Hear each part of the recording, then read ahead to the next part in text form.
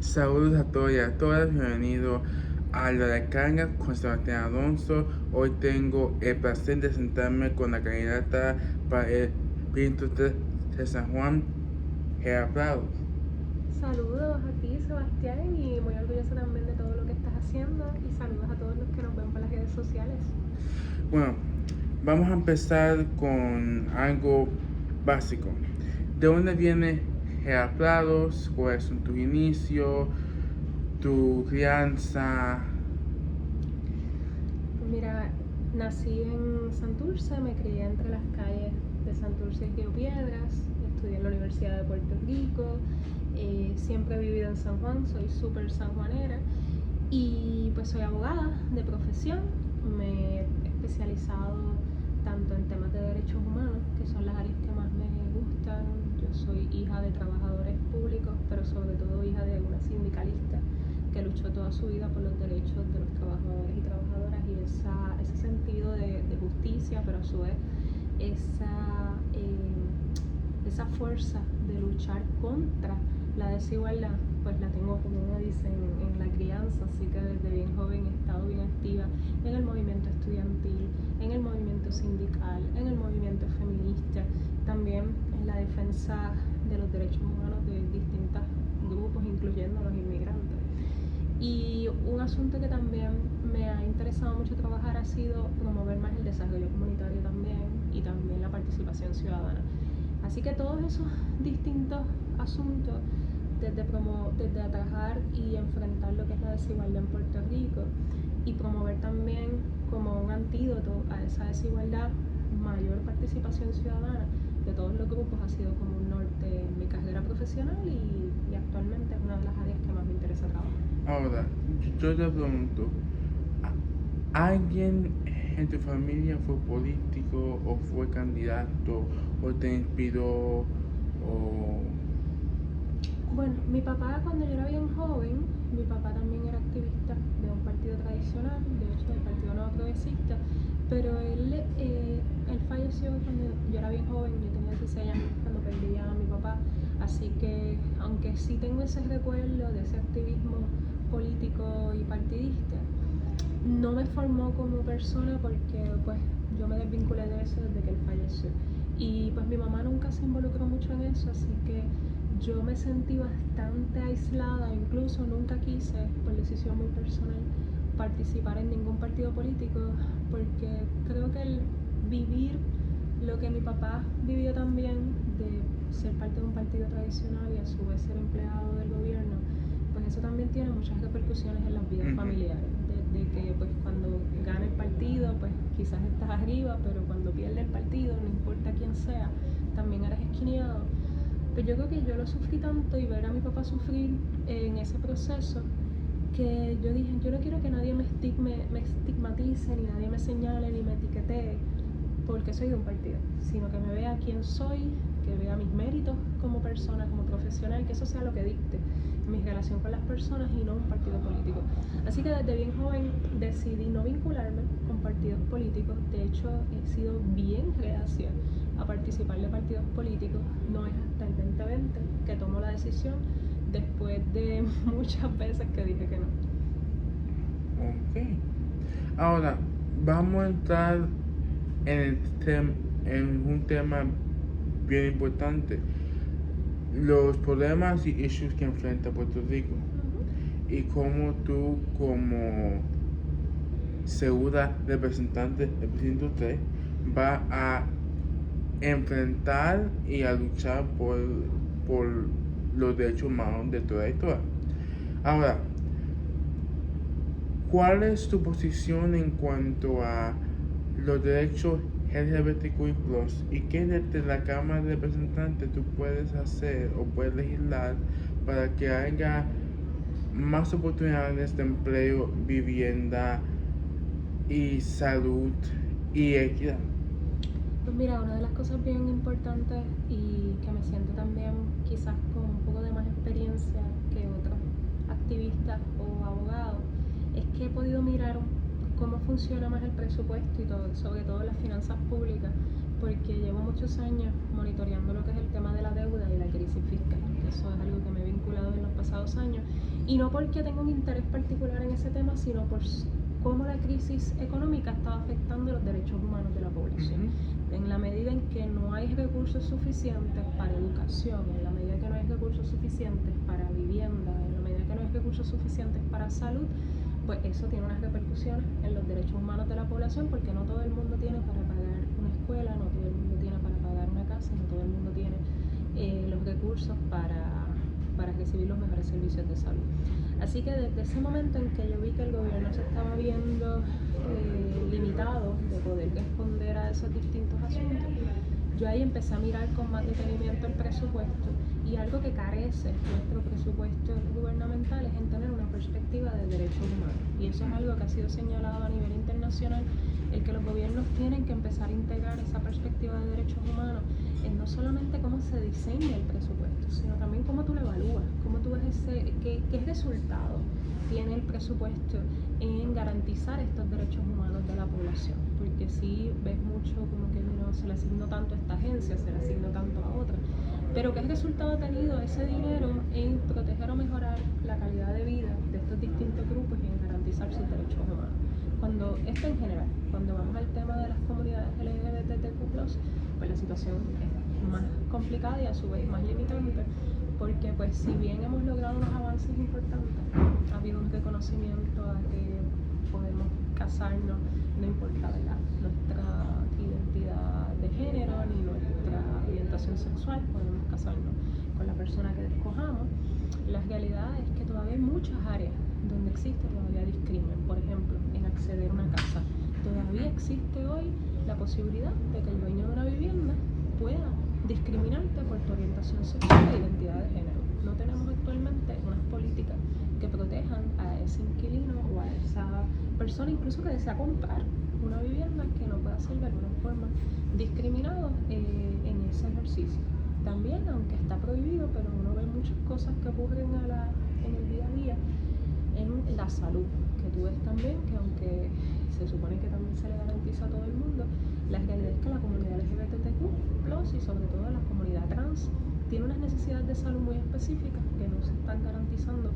de la forma adecuada. Y ahí podemos seguir hablando de muchas áreas donde lamentablemente nuestras políticas públicas no protegen a la comunidad LGBTQ+, y que fue así diseñado, porque se trató de presentar legislación para proteger en todos los ámbitos de la sociedad, pero lamentablemente solamente se logró prohibir el discrimen en el empleo. Y eso no significa que también estemos ya seguros y seguras en nuestro empleo, porque se puede dar el discrimen de una forma más solapada, y eso es algo que estamos, ¿verdad?, que queremos trabajar, y es uno de nuestros compromisos con la comunidad LGBTQ+. Ahora, yo sé que tú eres feminista y yo fui criado viví con mujeres toda mi vida. Bueno, he vivido con mujeres toda mi vida. Y yo, este tema me preocupa mucho en Puerto Rico y en Estados Unidos. Pero yo tengo una madre de casi 14 años, y el tema de la decisión que la mujer hace con su cuerpo, para no decir aborto, y que el gobierno no debe de interferir en la decisión, que esa decisión debe ser con tu cura, con tu pastor, con tu rabbi o con tu imam, que no debe de ser que el gobierno influye en esa decisión. ¿Cuál es tu posición en cuanto a el hecho de la mujer en adoptar, en abortar o en dejárselo? Claro, pues mira que eso es un derecho fundamental de las mujeres, el poder decidir sobre nuestros cuerpos, y es un derecho tan importante que incide en todas nuestras facetas de nuestras vidas, porque incluso, por ejemplo, el tú no garantizarle a una joven que pueda decidir sobre si continúa o no continúa un embarazo no deseado, es forzar a una mujer desde muy joven a una maternidad donde probablemente no tiene las estrategias, ni tiene las herramientas, ni tiene los recursos económicos para traer a ese embarazo a término. Y eso con unas implicaciones brutales en su desarrollo como persona, incluso sabe Dios si hasta en su salud mental y física. Por eso es que es tan fundamental que las mujeres podamos decidir sobre nuestro y también las personas gestantes, porque tenemos que hablar también de muchas mujeres trans que podrían estar en esta situación y que decidan que no quieren, ¿verdad?, la maternidad por las razones que sean. Y de nuevo, no tiene nada que ver esto contra la maternidad. La maternidad es un proceso hermoso, pero tiene que ser decidido, tiene que ser voluntario, no puede ser forzado. Y esto también implica unos servicios de salud que tienen derecho las mujeres a recibir, porque también estamos hablando de que en Puerto Rico no existen estos servicios de salud garantizados como existen en otros lugares. Hay lugares, países en Europa y en otros sitios, donde esto no es una discusión, es un servicio de salud como cualquier otro que reciben las mujeres, igual que cuando estás embarazada recibes el prenatal y recibes aquellos servicios que quieras recibir para continuar con tu embarazo de forma saludable. Lo mismo si no quieres hacerlo, porque sigue siendo un elemento fundamental de la vida de cualquier ser humano y sobre todo de las mujeres. Así que yo creo firmemente en ese derecho, y no solo porque soy mujer, sino porque yo creo en que cada ser humano debe poder decidir sobre su cuerpo, debe de poder decidir sobre su futuro. Y eso, si esos elementos tan fundamentales sobre qué tú vas a hacer con tu cuerpo no lo puedes decidir, pues no estamos viviendo en democracia. Estamos viviendo en una pequeña dictadura donde hay seres humanos específicos que están siendo controlados en su vida, y eso es algo a lo que tenemos que repudiar. Te voy a pedir un favorcito para que así la gente alza tu voz un poquito. Okay. y disculpe. Mira, pues tú habías mencionado el tema de la deuda. Y yo quiero entrar al tema de la Junta de Control Fiscal, porque desde la Asamblea Legislativa podemos legislar, o tú puedes legislar que se asignen unos fondos para la salud mental, pero la Junta, por lo que no entienden, decide que va y que no va. Si tú puedes pasar la ley, el gobernador con apellido Mau, Dios mediante, firme esa ley, pero la Junta va a decir no, usted no, esa ley no va porque hay fondos asignados y no podemos. ¿Cómo tú desde la Asamblea Legislativa puedes abogar por un proceso más autónomo sobre el presupuesto fiscal de Puerto Rico? Bueno, lo primero y fundamental es que entendamos que sí, que tanto la ley promesa como la Junta de Control Fiscal es un andamiaje súper totalitario, súper de modelos de dictadura. Así que hay que repudiarlo y reconocer que su andamiaje nos limita mucho en términos de acción política y de acción gubernamental básica. Así que eso definitivamente lo reconocemos, lo repudiamos, y por eso una de las cosas que la alianza va a trabajar es en sacar a la Junta lo más pronto posible de Puerto Rico, porque definitivamente es un limitante bien grande. Sin embargo, dicho eso, una de las preocupaciones muy grandes que tenemos es que tampoco tenemos una Asamblea Legislativa que esté asumiendo su rol limitado, con muchos retos, pero que no lo esté asumiendo de la manera correcta. Muchas veces estamos hablando de legislaciones y no sabemos realmente cómo se está sosteniendo, y ciertamente hay veces que ni siquiera están identificando los fondos para poder viabilizar eso.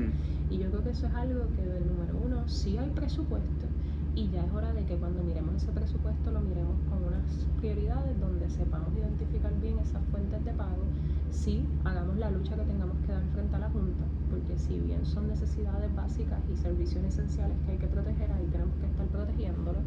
pero también hay un trabajo de poder mejorar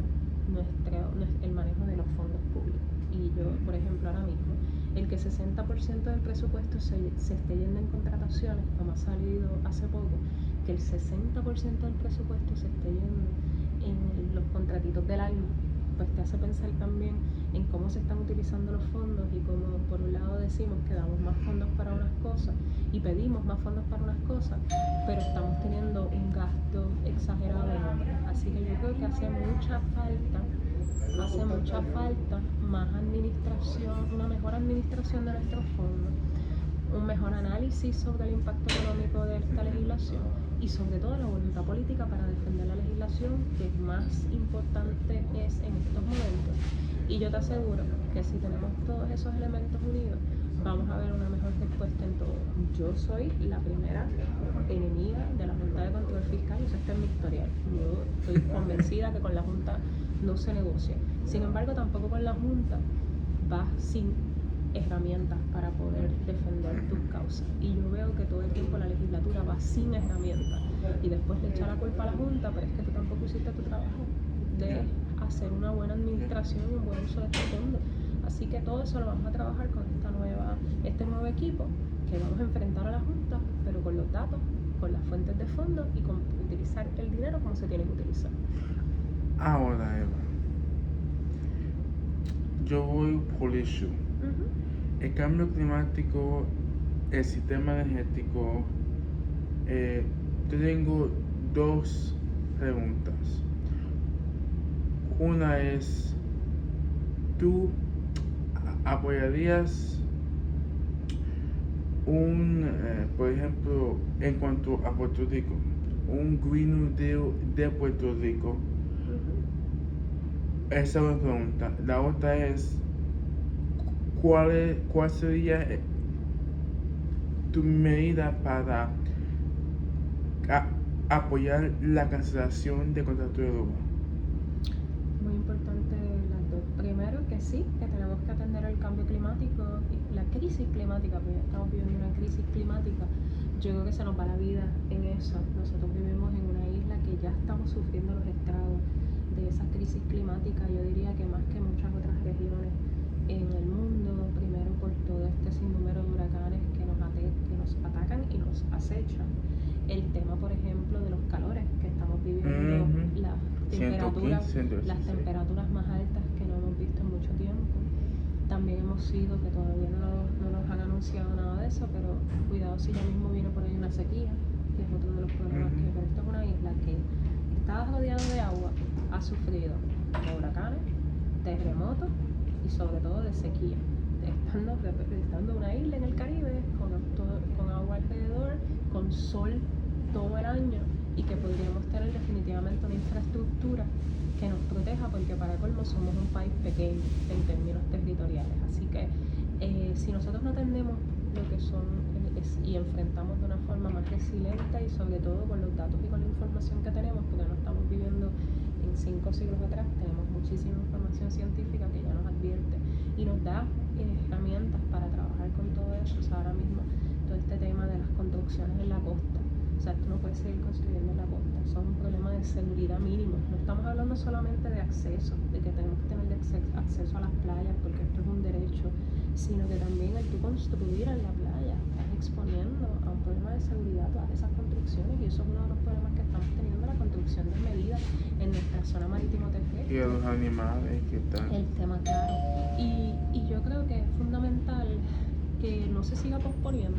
A mí me ha dado vergüenza ajena el ver que esta legislatura haya rechazado y dicho que no es el momento para empezar con un plan de mitigación de cambio climático. Para mí eso es vergonzoso, es arriesgado y es lamentable. Si a eso le añadimos que tenemos, como tú bien mencionas, el asunto energético,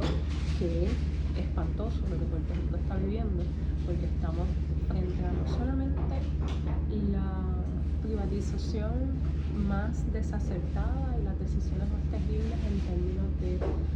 meter nuestro sistema eléctrico bajo la administración de dos compañías que han demostrado cero conocimiento y comprensión de nuestro sistema eléctrico, sino que lo hicimos en el peor momento, luego del impacto de un huracán que destruyó nuestro sistema. Así que actualmente la gente no solamente se queja del sistema eléctrico, sino que siente que cada día está peor, y con eso las vidas que sacrifican, porque el servicio eléctrico es como las manos y el agua a los pies. Tú necesitas de esos servicios esenciales. Si tú no tienes garantizados esos servicios esenciales, tú estás viviendo en precariedad. Y en Puerto Rico, no importa de qué condición social tú vivas, está estamos viviendo en una precariedad energética que se tiene que ser atendida. Así que, si bien la alianza y esta servidora nos hemos expresado en un sinnúmero de ocasiones en que lo primero que hay que hacer es cancelar el contrato de Luma y el de Genera, la realidad es que hay mucho trabajo que hacer para reconstruir nuestro sistema. Así que no solamente es hablarles de la salida de estas dos compañías, es de ese plan que necesitamos establecer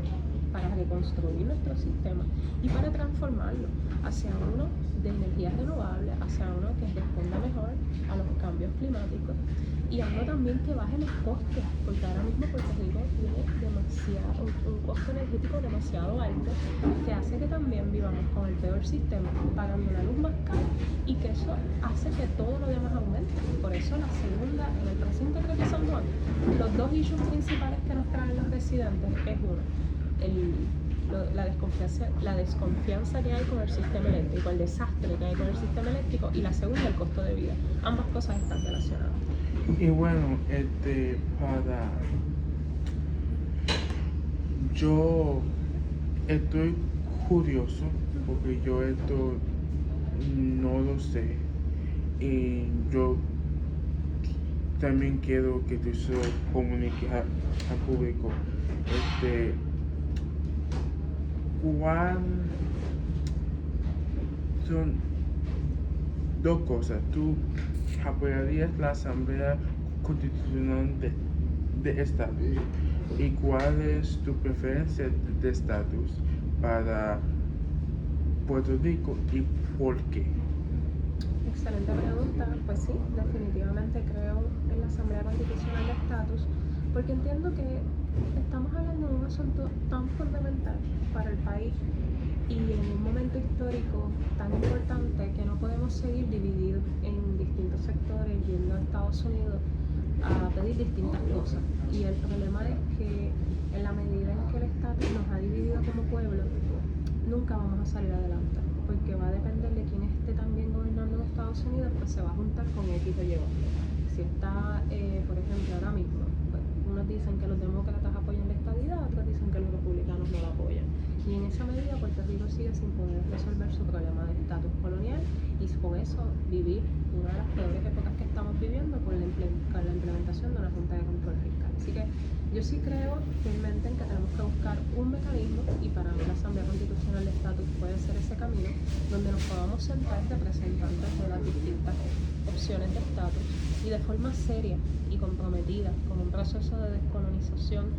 que verdaderamente sea democrático, con las definiciones correctas, con un modelo educativo que verdaderamente le explique a la gente las repercusiones de cada cosa, porque yo creo que aquí se cree la gente que estadidad es simplemente ser un estado más, y tiene muchísimas implicaciones la estadidad.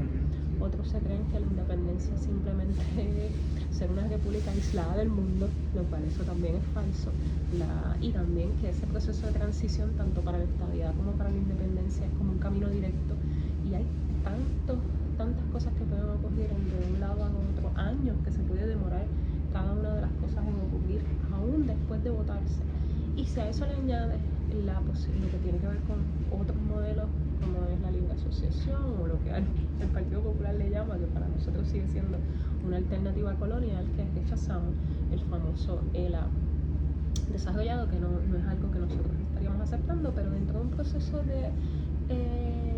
constitucional de estatus, ciertamente lo que vamos a buscar es consenso en poder llegar a distintas definiciones que puedan tener la representación adecuada dentro de nuestro pueblo, siempre y cuando buscando apelar a que sean alternativas descolonizadoras para poder atender por una vez y por todas el problema del estatus de Puerto Rico. ¿Cuál es mi postura? Mira, yo soy independentista, yo creo en la independencia para Puerto Rico, pero estoy consciente que en estos momentos históricos Puerto Rico necesita poder tener unas condiciones sociales y económicas que nos permitan poder aspirar a esa independencia en un momento donde la calidad de vida de nadie se vea afectada, sino que es una alternativa que sea la mejor vía para garantizar la mejor calidad de vida en Puerto Rico, porque al final lo más importante es que la gente viva bien, que la gente sea feliz, y para eso tenemos que asegurar que ese modelo de estatus que escojamos, sea la estabilidad o sea la independencia o sea la libre asociación, garantice esos derechos humanos que estábamos hablando, porque si el estatus que vamos a optar político no puede garantizarme calidad de vida a la gente que está viviendo en esta tierra, pues no sirve, porque eso es lo que al final debemos de buscar como sociedad, garantizar los derechos humanos de nuestra población, y cuál de esos vehículos es el que lo garantiza, ese es el nuestro norte. Bueno, y para ir ya culminando esto, yo quisiera saber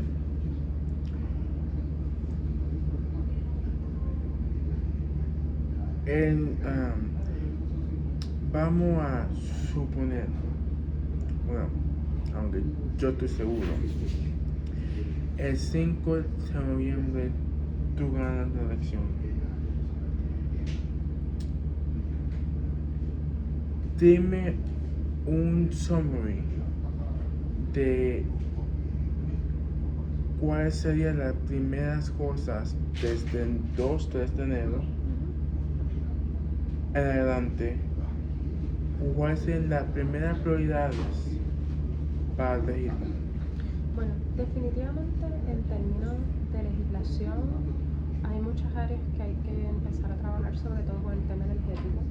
Yo quiero hacer un diagnóstico de lo que son las necesidades específicas de cada región del precinto 3 de San Juan, porque como te mencioné ahorita, si bien vas a requerir legislación y vas a requerir algunos otros aspectos de tanto en el ejecutivo como el judicial, lo que tiene que ver con el contrato de luma y el contrato de género va a requerir distintos asuntos en cada una de las ramas de gobierno. Para mis residentes del precinto 3 yo quiero que tengamos un diagnóstico de cuáles son las situaciones de cada una de esas regiones, porque no estamos frente a un precinto que simplemente se va a la luz cuando Luma dice que van a haber apagones. En el precinto 3 tú tienes Monte Carlo, donde tiene unos problemas de sistema eléctrico severos, se va a la luz todos los días. Lo mismo pasa con Venus Gardens, y eso no me pasa cruzando otros sectores, como me pasa no necesariamente con Fairview, o no me pasa necesariamente con Parcela Falu, así que dependiendo, o con Triclón, dependiendo de la región de San Juan, tú ves que hay unas situaciones más precarias o más difíciles con su sistema de energía. Tú vas, por ejemplo, Capetillo. Yo fui a Capetillo, aquí al lado, y Capetillo el problema no son los apagones, el problema es el voltaje, que el voltaje es tan bajito que le daña los enseres a la gente. Tú vas a Venezuela, y Venezuela también tiene otra situación. ¿Cuál Venezuela? Vas a Venezuela. Así que yo quiero poder hacer ese diagnóstico para que cuando empecemos a trabajar en esa nueva estructura, en esa nueva corporación, esa nueva entidad que va a dirigir ese proceso de reconstrucción de nuestro sistema eléctrico, nuestras comunidades del precinto 3 estén bien representadas ahí y se sientan escuchadas, se sientan que su representante está atendiendo con seriedad y con especificidad todo lo que está pasando en cada una de esas comunidades, que tengamos esas rutas de qué es lo que se va a hacer en cada una de ellas. Otro asunto que para mí es fundamental es encaminar, ¿verdad?, lo que sean todas las distintas alternativas de desarrollo económico, tanto para Río Piedra como para otras áreas de nuestro precinto, pero este casco urbano de Río Piedra hay que darle mayor cariño y atención. Y un tercer elemento que para mí es fundamental es trabajar con el problema de vivienda. Ahora mismo el precinto 3 también tiene un problema de altos costos de vivienda, y eso es algo de lo cual tenemos que también hablar, sentarnos a discutir, porque sin lugar a duda no podemos seguir desplazando gente, y sobre todo la población merece una vivienda digna, accesible y segura. Y se suponía que esa fuera la última, pero esta es la última, porque yo no puedo dejarte ir sin preguntarte sobre cuál es el plan para personas con diversidad funcional en el precinto 3 y en San Juan y en todo Puerto Rico. ¿Cuál es tu compromiso con esa población y cómo podemos aliarnos para legislar para que haya más apoyo y recursos para la población? Sí, es fundamental trabajar, si bien ahora mismo tenemos, por ejemplo, una crisis de educación con nuestros niños con diversidad funcional, porque ahora mismo hay una escasez brutal de asistentes de maestros en nuestras escuelas, y eso es una de las cosas que tenemos que atender con rapidez, y que tiene que ver con la Junta de Control Fiscal también, que ha sido una enemiga en atender esos asuntos tan fundamentales para nuestra niñez. Así que si bien eso es una prioridad para nosotros, resolver ese problema y que nuestra niñez diversidad funcional reciba los recursos que necesitan en sus escuelas en estas etapas de desarrollo. Para mí es fundamental y quiero resaltar que tú fuiste el primero que te me acercaste para hablar sobre propuestas para atender a esta población, es esa población adulta con diversidad funcional. Porque si algo siempre, cuando yo converso con familias, con personas con diversidad funcional, es que donde siempre existe un vacío es en esos adultos, que si bien los niños también merecen y necesitan muchos más recursos y apoyo, y que nuestras madres con hijos de diversidad funcional están hasta aquí de necesidades y situaciones, yo quiero también poder empezar a priorizar más y buscar mejores alternativas para esos adultos con diversidad funcional, que son los que siempre quedan muy invisibilizados y desplazados. A mí me encantó la propuesta que trajiste y la estaba hablando con otros grupos que también están empezando a trabajar más de lleno en eso, en cómo vamos a desarrollar desde currículos educativos hasta programas universitarios que ya vayan ayudando a esos jóvenes o esos adultos, porque también no importa la edad, te puedan abrir esa puerta a poder ser más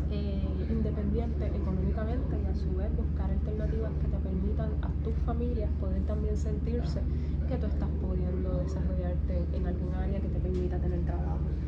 que también podamos proveerte algún tipo de vivienda con asistencia, pero que ese familiar tuyo sepa, esa mamá o ese cuidador tuyo sepa que tú vas a poder vivir de forma independiente en algún lugar donde te puedan atender en las necesidades y aquellas ayudas que sean, pero que tú puedas vivir de forma independiente y que ese adulto con diversidad funcional no se sienta menos, sino que al contrario, está teniendo la calidad de vida que necesita. Y eso para mí es fundamental, que en esta, ¿verdad?, 4 años que yo pueda ser representante de los residentes del precinto 3, para mí va a ser prioridad atender con mayor fuerza y seguimiento a esos adultos con diversidad funcional para darles más estrategias de desarrollo económico, de empresarismo, de todo lo que podamos hacer para darle más independencia y calidad de vida. Bueno, muchas gracias, Eva. Yo espero que con este mensaje, este video, que esta conversación que estamos teniendo le llegue a la gente y que sepan que el 5 de noviembre hay una opción para el cambio. Por lo menos en el precinto 3 hay una opción de cambio y se llama Pedro Rodríguez en la papeleta, y quiero tomar ahora este segundo para formalmente endosar a Eva. Yo estaré haciendo mi voto por ella y espero que todos se eduquen más sobre su trayectoria y sobre cómo ella puede hacer el cambio. Muchas gracias. Y tú me dejas un segundo y un cierre, que esto no fue planificado, y yo te invito a que sigas a Sebastián, que es un chico extraordinario, que nos inspira, que nos da mucha emoción. Contar con él contar con su endoso para mí es un honor, pero más increíble todavía es contar con todas sus ideas, con todas sus conversaciones, con poder verte, nos inspira a que sí, a que podemos lograr mejorar la calidad de vida de toda nuestra niñez con diversidad funcional, con toda nuestra juventud, y que esa sociedad más inclusiva, más diversa, donde todos nos sintamos parte de y nos sintamos no solamente parte de, sino feliz en ella, para mí es fundamental, y tú me generas esa esperanza de que lo podemos lograr. Así que síganlo en todos sus proyectos y en todas sus cosas.